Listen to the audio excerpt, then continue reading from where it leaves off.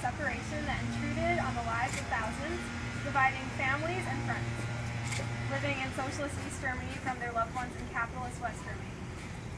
But built in 1961 and torn down in 1989, this barricade stood tall for 28 years.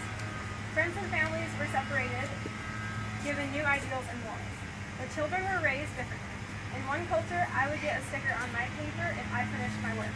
In another, I would be with a group. If 2 out of 4 of us didn't do the work, none of us would get the sticker. But if we all learned to work together, we would all get our sticker.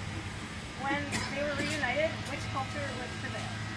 Like our former President Reagan, we welcome change and openness, for we believe that freedom and security go together, and that the advance of human liberty can only strengthen the cause of world peace.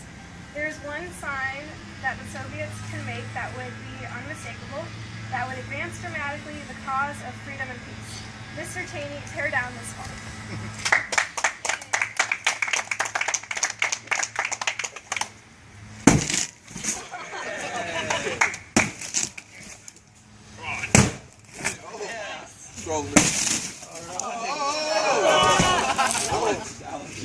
Help him. Zach, how about it? No skates.